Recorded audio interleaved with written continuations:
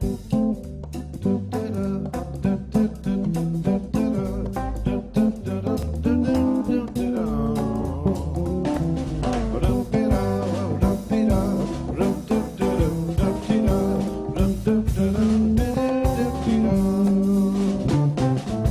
mi primera nota en televisión, es para Canal 2. Me quería hacer que tenga un poquito ¿De qué? mi primera nota, que es decirlo.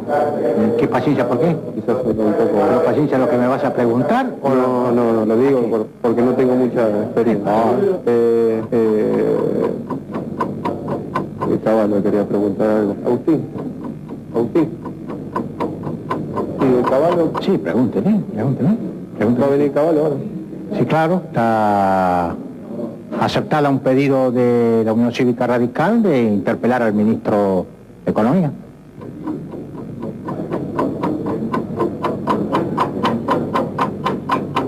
¿Listo?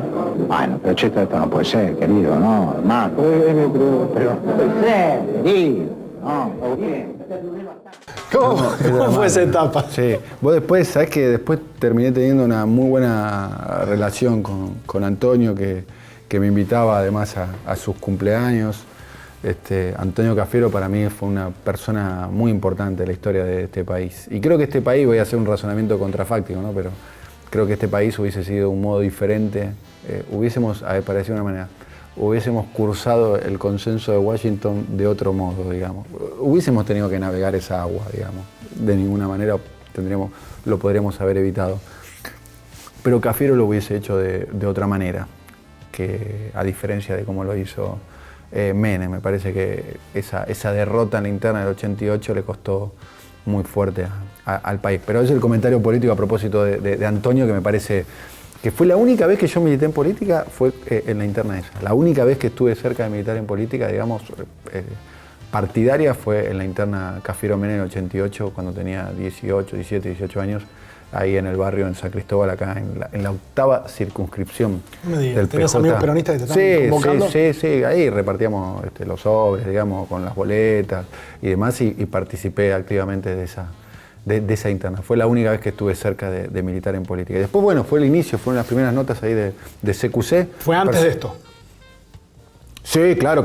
Esto te estoy hablando, esto es el 95. ¿Vos lo conocías? ¿Vos tenías conciencia política de todo esto? Sí, sabía quién era Cafiero, obviamente. Como la idea era que la nota era así. Sí, no, yo sabía quién era Cafiero, absolutamente. En ese momento Cafiero era senador y yo era un notero que tenía que actuar, que era el notero inexperto, que no sabía y demás. Estamos hablando de agosto del año 95, hace ya, bueno, ¿Cómo fue 20 esa etapa años. ahí?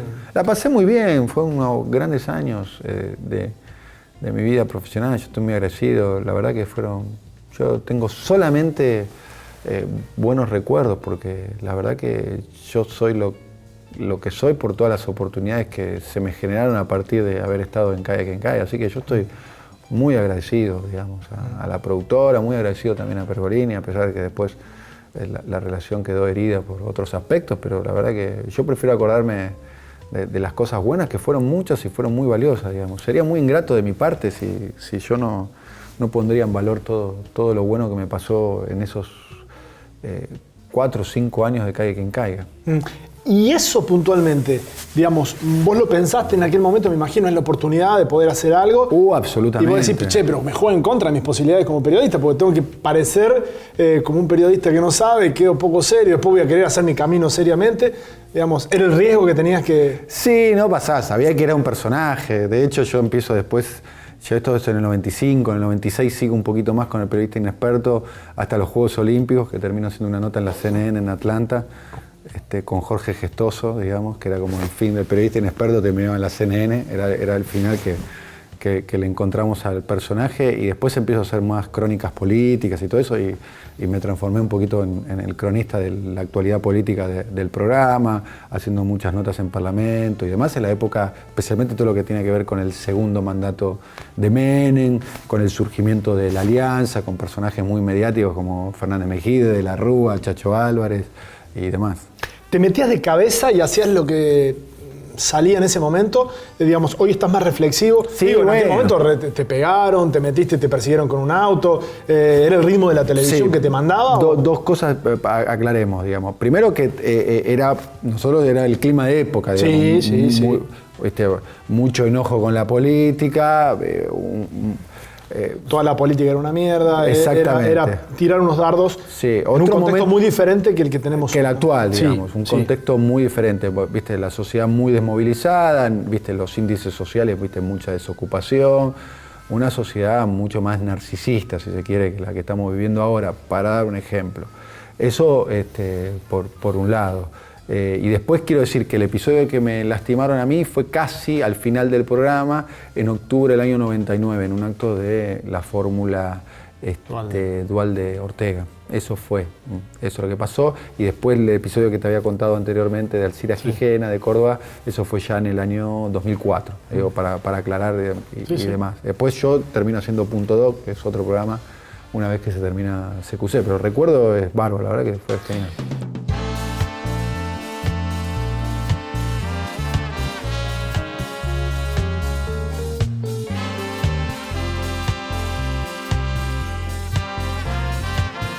¿Te molesta que te digan, que te señalen con el dedo como un periodista oficialista que estuvo en Duro de Domar?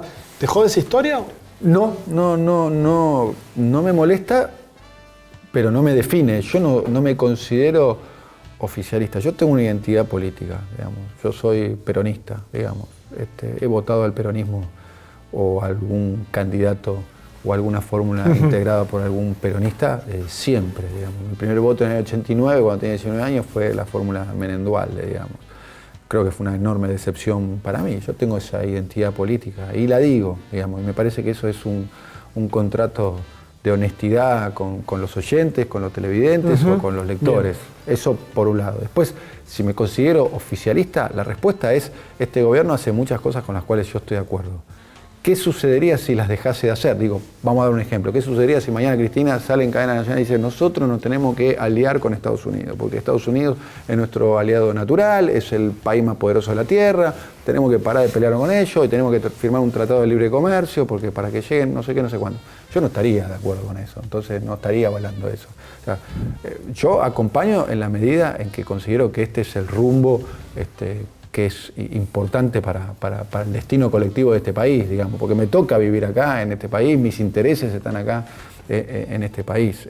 Si mañana sale y dice, no sé, vamos a derogar el matrimonio igualitario, bueno, yo no estaría de acuerdo, ponele. Así que no me define el periodismo acá, digamos. Y discutís con esa historia porque tengo para mí que, digamos, los grupos mediáticos, el establishment mediático, han logrado instalar, por ejemplo, que a vos se te diga periodismo, que haces periodismo oficialista, o que sos un periodista oficialista, y que no esté tan generalizada la idea de que hay un periodista macrista, por ejemplo. ¿Me entendés? O oficialista de la Ciudad de Buenos Aires. Es verdad, bueno, lo que pasa... Eso no, exactamente. Los demás son independientes y nosotros somos oficialistas. Aún cuando jueguen claramente para el gobierno de la Sota, aún cuando jueguen claramente para Macri, tienen, digamos, la protección. Son periodistas independientes. Pasa con el tema de la justicia. Están los fiscales K y después está los fiscales. O los fiscales independientes. Y cuando hay algún proceso judicial en contra de algún interés de los medios concentrados, de los grupos económicos, es un fiscal K hace tal cosa. En cambio, si es en contra de un funcionario kirchnerista, es la justicia. Es la justicia la que tomó esa decisión. Es más fácil así, ¿no? Sí, no, está claro que es mucho más fácil. A ver, yo estoy absolutamente orgulloso y convencido de las posiciones que he mantenido públicamente.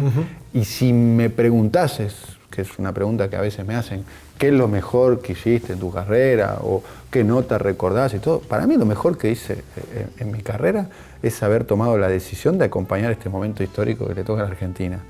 Que es un momento con sus contradicciones, con sus marchas y con sus contramarchas, digamos. No creo que sea el kirchnerismo el fin de la historia, pero sí considero que el kirchnerismo, al menos como yo concibo la historia, por lo menos del siglo XX a esta parte, como de los procesos donde el pueblo argentino, la sociedad argentina trata de avanzar en función de un proyecto nacional. Como lo pongo a Irigoyen, como lo pongo obviamente a Perón, como pongo algunos aspectos del gobierno de Ilía, que también trató de plantear algún tema de autonomía, como pongo algunos fragmentos del gobierno de Alfonsín, y como pongo obviamente a Néstor y a Cristina.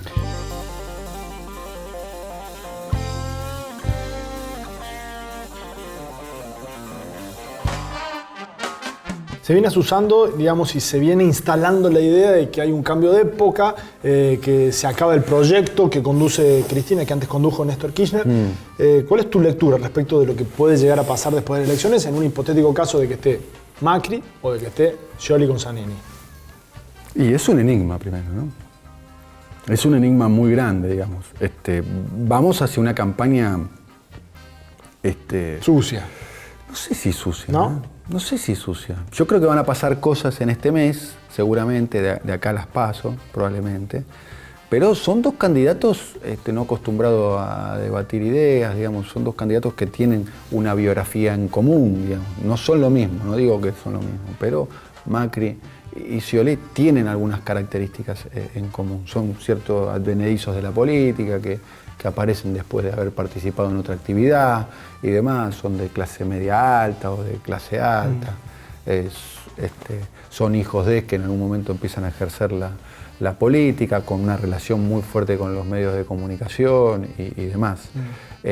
Yo considero que viene una campaña que es prácticamente, bueno, no se debate sobre estas cuestiones, creo que hay que mirar mucho a la región, entre otras cosas, lo que está sucediendo en Brasil, me parece, hay que estar muy atento a lo que está sucediendo en Brasil, muy atento. Hay que estar muy atento a lo que está sucediendo en Venezuela también, acerca de cómo juegan el rol de los medios de comunicación, el rol de la justicia.